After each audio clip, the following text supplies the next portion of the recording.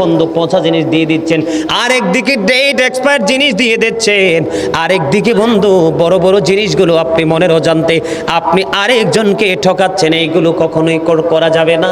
এগুলো আমরা ইমানদার হিসাবে আমাদের জন্য 100% হারাম। কি হারাম যারা খায় তারা কখনো মুমিন হতে পারে? যারা হারাম খায় তাদের মধ্যে কি ভয় আছে? আরো জোরে বলেন না। যারা হারাম খায় তাদের মধ্যে কোনো ভয় আছে? তাদের মধ্যে কোনো ভয় ভীতি নাই।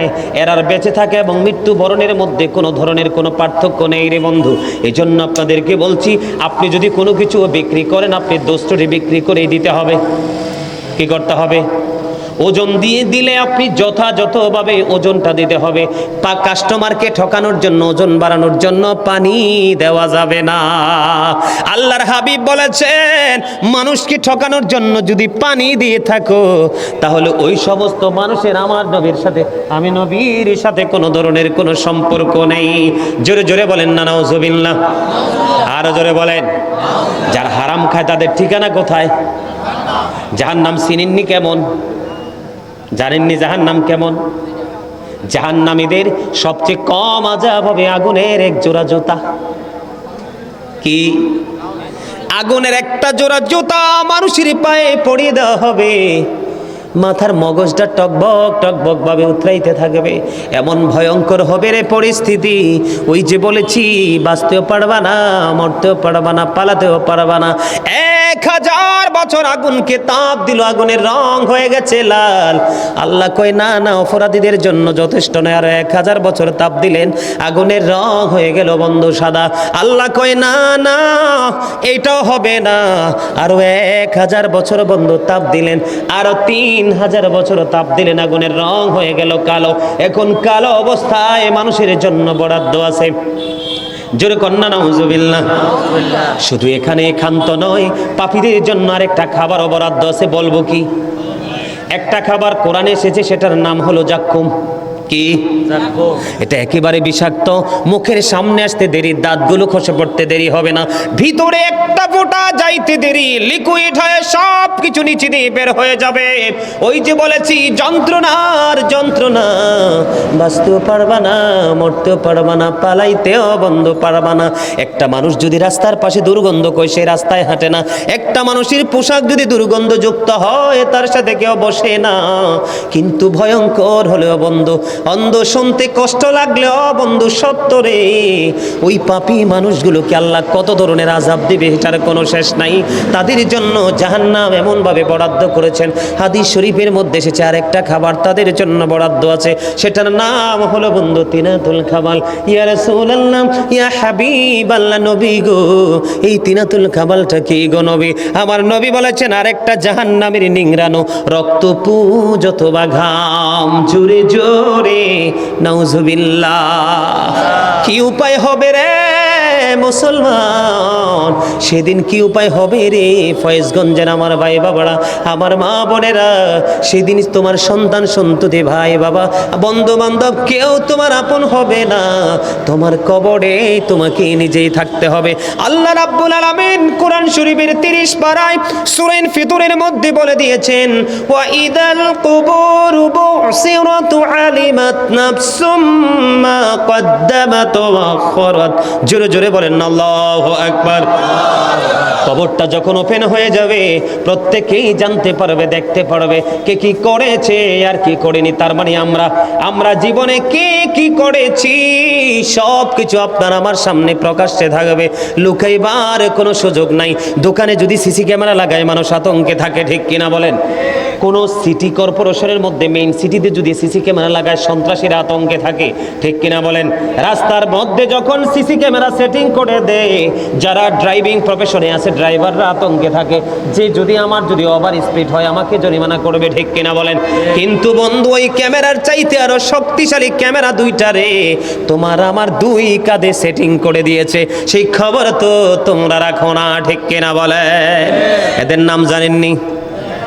কিরামান কাতিবিন, কাঁদে বসিয়া সকল কর্ম লিখিতেছে হুকুম নিয়া, আল্লাহর হুকুম নিয়া। 40 কদম হাঁটিয়া আসবে রে সজন, মুনকারে নাকির হাজির হইবে রে তখন, ঘুমটা খুলিয়া সওয়াল ও মুসলিম ভাই, ঘুমটা খুলিয়া সওয়াল করিবেন তখন, 40 কদম হাঁটিয়া আসবে রে সজন, কি সওয়ালের কি জবাব হইতে যে পারে,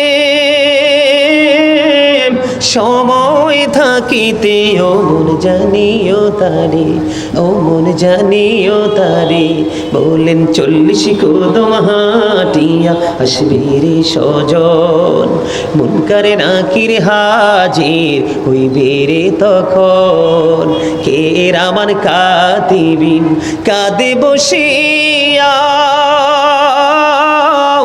সকল কর্ম লিখিতেছেন হুকুমনিয়া, আল্লাহর হুকুমনিয়া। জোরে জোরে বলেন না মারহাবা। কথাগুলো ঠিক না বে ঠিক? আরো জোরে বলেন ঠিক না বে ঠিক? তাহলে বন্ধু কি বোঝা যায়? আল্লাহ বলেছেন ওয়া ইন্না আলাইকুম লাহাফিজিন কিরামান কাতিবিন। ঠিক কিনা বলেন? আল্লাহ রাব্বুল আলামিন পবিত্র কালামে হাকিমে তিনি বলে দিয়েছেন বন্ধু, এই জন্য মনে করবেন না আপনি আরেকজনকে ফাঁকি দিতেছেন, আপনি নিজেই কিন্তু নিজেকে ফাঁকি দিচ্ছেন। সূরা ইউনূসের 44 নম্বর আয়াতে আল্লাহ রাব্বুল আলামিন বলেছেন ইন্নাল্লাহা লা ইয়াযলিমুন নাসা শাইআন ওয়ালাকিন্নান নাসা আনফুসাহুম ইয়াযলিমুন। আল্লাহ রাব্বুল আলামিন একবার স্পষ্ট করে বলে দিয়েছেন, আল্লাহ বান্দার উপর জুলুম করে না, নির্যাতন করে না, অত্যাচার করে না, বান্দারা নিজেই নিজের উপর অত্যাচার করে। ঠিক কিনা বলেন? বন্ধুরে আমার, মনে করবেন না সে তো দেখিনি, আল্লাহ দেখতেছেন। আরো সবচেয়ে বড় সত্য কথা হলো সিসি ক্যামেরা 2টা সেটিং করা আছে। এই জন্য আপনাদেরকে বলবো, কোনো জিনিস যদি ত্রুটি থাকে, নষ্ট থাকে, আপনি দেখিয়ে দিবেন ভাই এই দেখো এটার এই সমস্যা আছে বন্ধু, এটা তুমি নিবে কিনা বলো, যদি নাও তোমাকে আমি ডিসকাউন্ট দিয়ে দিব, যদি তার মন মতো হয়ে নিয়ে যাবে, অন্যথায় আপনি ডাস্টবিনে ফেলে দিবেন, কারণ বরকতের মালিক হলো একমাত্র আল্লাহ। ঠিক কিনা বলেন? আরো জোরে বলেন। আমার কথা আশা করি পুরোটাই বুঝতে পারছেন।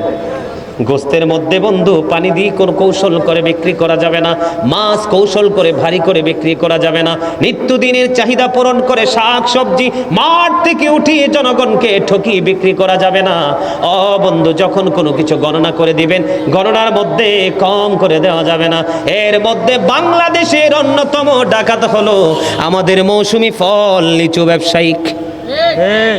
কথা বলেন না কেন? আপনারা কি জানেন না এই জীবনে পাইছেন নি লিচু? সামনে আসেন।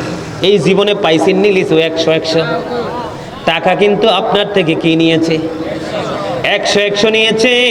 সবাই ছাড় পাইলেও সে ছাড় পাবে না। কথা বলেন না কেন? আপনারাও এই দেশেরই মানুষ, আমার চাইতে অভিজ্ঞতা আপনাদের বেশি আছে, কারণ আমি বাজারে যাই না। আরেকটা বিষয় হলো বন্ধু, অত্যন্ত আমরা মুসলমান হিসাবে আমাদের জন্য অত্যন্ত লজ্জাজনক বিষয়, রমজান মাস হলো আমাদের গুনাহ মাফির মাস, আল্লাহ রাব্বুল আলামিন কি পাওয়ার মাস। পৃথিবীর সব দেশের মধ্যে নিত্যদিনের সব দ্রব্যের দাম কমে যায়, শুধুমাত্র ওয়ানলি একটা কান্ট্রি বাংলাদেশ, বাংলাদেশের মধ্যেই শুধু সবকিছু বেড়ে যায়। এটা আমার চাইতে আপনারা ভালো বোঝেন, কারণ আমি কোনো হাট বাজার করতে যাই না, তারপরও মা যখন মাঝে মাঝে বলে তখন বাজারে যাই বন্ধু। আমাদের চক বাজারে যখন আমি যাই, কোন বাজার? কুমিল্লা চক বাজারে যখন মাঝে মাঝে বাজারে যাই, বাজারে দেখি বন্ধু, কেন বললাম এটা বন্ধু, কোনো মানুষের দোষ না, এটা ব্যবসায়িকদের স্বার্থ হাসিলের জন্য তারা এটা কৌশল খাটায়, কাস্টমারদেরকে বোগে বানায়। চক বাজারের এই দোকানে একই জিনিস এক দাম, আরেক দোকানে আরেক দাম, আরেক দোকানে এক দাম। একদিন কি করলাম, দাম একটু 19-20 দেখে আমি একটু নড়াচড়া করলাম, করতে করতে পুরো বাজারে খুঁজে বন্ধু দেখলাম এক একটা দোকানদার যেই কোনো কৌশলে কাস্টমার থেকে টাকা হাতিয়ে নেয়। এরা জানে না এদের জন্য জাহান্নাম বরাদ্দ, এরা জেনে বুঝে সুস্থ মস্তিষ্ক নিয়ে মানুষের উপর জুলুম করছে। এরা নামাজ পড়ুক, রোজা করুক, হজ করুক, যাকাত দেখ, এদের কোনো কিছুই আল্লাহর দরবারে কবুল হবে না বন্ধু। নামাজ পড়তে পড়তে যদি কপালের চামড়া ক্ষয় করে ফেলে, নামাজ পড়তে পড়তে সেজদা দিতে দিতে যদি হাঁটুর চামড়া ক্ষয় করে ফেলে, দান করতে করতে যদি পৃথিবীর বুকে অসংখ্য মসজিদ তৈরি করে, যদি আল্লাহ রাব্বুল আলামিন বলেছেন হাদিস শরীফের মধ্যে এসেছে, কেউ যদি মহব্বত করে ছোট হোক বড় হোক মসজিদ বানায়, আল্লাহ তার জন্য নিজে জান্নাতি ঘর বানায়। আল্লাহ বন্ধু ওয়াদা করেছেন, কি করেছেন? এটার সমাধান দিয়েছে আপনার আমার প্রাণের নবী আল্লাহর হাবিব বলেছেন, লা তুকবালু সালাতুম বিগাইরি তুহুর ওয়ালা সাদাকাতুম মিন গুলুল। আমার নবী বলেছেন, পবিত্রতা ছাড়া নামাজ কবুল হয় না, হালাল উপার্জন ছাড়া দানও কবুল হয় না। আপনি জেনে বুঝে সুস্থ মস্তিষ্কে আপনি অন্যায়গুলো করেছেন, আপনি ইচ্ছে করে মানুষকে পচামাল দিয়ে টাকা নিয়েছেন, ইচ্ছে করে ওজনে কম দিয়ে কাস্টমার থেকে যথাযথ টাকা নিয়েছেন, এই কথাগুলো বারবার বলতে পারবো না, এটা 100% আপনি আপনার উপর জুলুম করেছেন।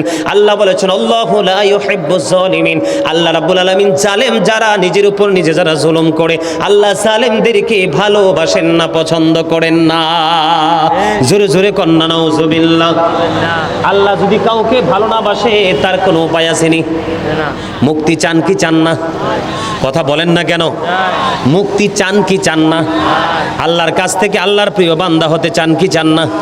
চাইতে হলে আপনার মনের মধ্যে কন্টিনিউ একটা স্বপ্ন থাকতে হবে।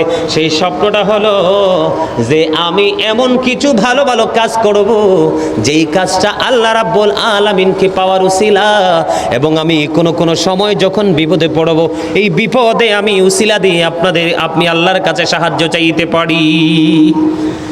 জোরে জোরে বলেন না সুবহানাল্লাহ। আরো জোরে বলেন। আমি 2টা হাদিস শরীফ শোনাবো, 2টা হাদিস শরীফের পয়েন্টে কিন্তু 3টা করে, কয়টা করে? 2টা হাদিস শরীফ শোনাবো, আপনারা বুঝের মানুষ হলে বুঝে নেবেন, আর বেবুঝ মানুষ হলে কিন্তু বুঝতে পারবেন না। বলবো তার আগে নবীর শানে একটু দরুদ পড়ে নেই। ইয়া রাসূলুল্লাহ ইয়া হাবিবাল্লাহ ইয়া রাসূলুল্লাহ ইয়া হাবিবাল্লাহ। আপনারা কি অসুস্থ? সবাই বলেন লা ইয়া রাসূলুল্লাহ ইয়া হাবিবাল্লাহ। আমার মুক্তির নিদান কালে আসিও নবী গো আমার শিয়রি, দেখিব আপনাকে নয়ন ভরে। ইয়া রাসূলুল্লাহ ইয়া হাবিবাল্লাহ ইয়া রাসূলুল্লাহ ইয়া হাবিবাল্লাহ। মুনকার নাকির আসিয়া সওয়াল করবেন বসাইয়াম, নিবেন পর্দা দয়াল নবী উঠাইয়াম, সালাম জানাবো কদম সুইয়া। ইয়া রাসূলুল্লাহ ইয়া হাবিবাল্লাহ ইয়া রাসূলুল্লাহ ইয়া হাবিবাল্লাহ। গোসল করাইয়া কাফন পরাইয়াম, যখনই রাখিবে কবরে শোয়াইয়াম, লইও গো কোলে গোলাম বলিয়া। ইয়া রাসূলুল্লাহ ইয়া হাবিবাল্লাহ ইয়া রাসূলুল্লাহ ইয়া হাবিবাল্লাহ। শুনেছি হাদিসে দেখিলে আপনাকে জীবনের গুনাহ ঝরিয়া পড়ে, দিও গো দেখা দয়া করি। ইয়া রাসূলুল্লাহ ইয়া হাবিবাল্লাহ ইয়া রাসূলুল্লাহ ইয়া হাবিবাল্লাহ। আসসালাতু ওয়াসসালামু আলাইকা ইয়া রাসূলুল্লাহ। জোরে জোরে বলেন আলহামদুলিল্লাহ। আর জোরে বলেন আলহামদুলিল্লাহ। আল্লাহ রাব্বুল আলামিন পবিত্র কালামে হাকিমে বলেছেন, আল্লাযী খালাকাল মাউতা ওয়াল হায়াতা লিয়াবলুওয়ান নাস। আল্লাহ রাব্বুল আলামিন জীবন এবং মৃত্যু সৃষ্টি করেছেন মানুষকে পরীক্ষা করার জন্য। কিসের জন্য? কথা বলেন না কেন? আমাদেরকে জীবন দিয়েছেন যিনি, মৃত্যু দিয়েছেন তিনি, শুধুমাত্র আমাদেরকে পরীক্ষা করার জন্য বন্ধু এই জীবন তিনি দিয়েছেন।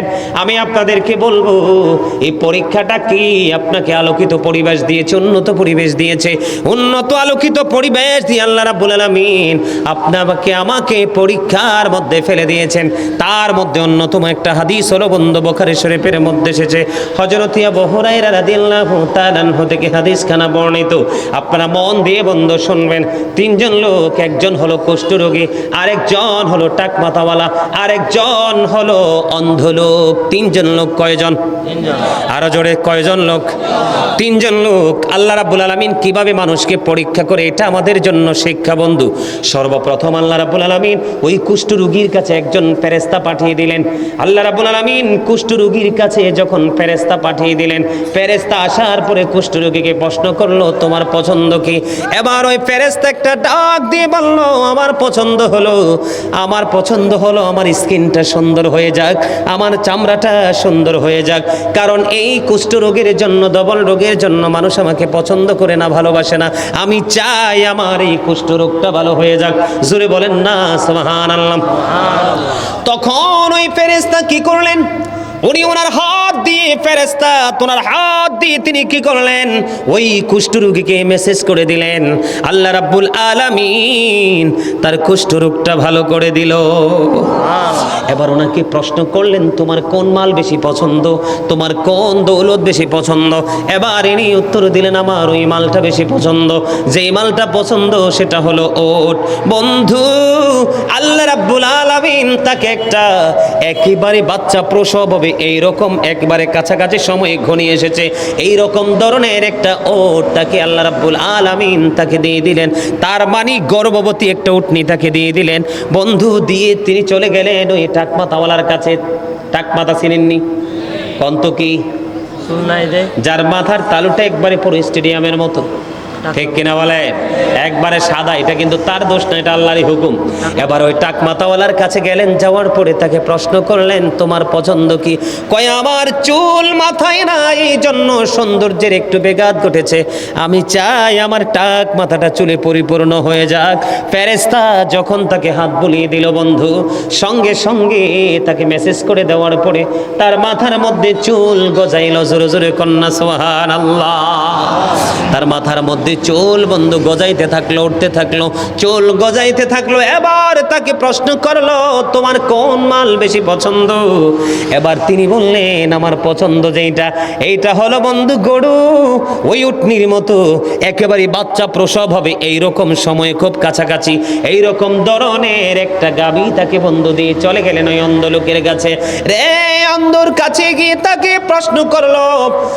প্রশ্ন করলো তোমার কি জিনিস পছন্দ? কয় আমি চোখে দেখতে পাই না, আমি দৃষ্টিহীন একজন মানুষ। কি? আমি দৃষ্টিহীন একজন মানুষ, আমি চাই আমার দৃষ্টি ফিরে আসুক। এবার কি করলেন? তাকে যখন মেসেজ করে দিলেন ফেরেশতা, তার চোখের দৃষ্টি বন্ধ চলে আসলো।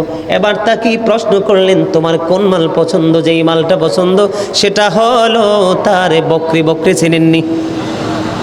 আমরা বাঙালি কি বলি? ছাগল। কি বলি? বকরি দিয়ে দিলেন। ঠিক ওই আগের দুইটার মতো এমন একটা বকরি বন্ধু তাকে দিয়ে দিলেন, যার বাচ্চা প্রসব একেবারে কাছাকাছি সময়, 3 মাস পরিপূর্ণ, তাকে দিয়ে চলে গেলেন। এবার কুষ্ঠরোগী বন্ধু বাচ্চা দিচ্ছে, একটার পর একটা বাচ্চা দেয় কি দেয় না?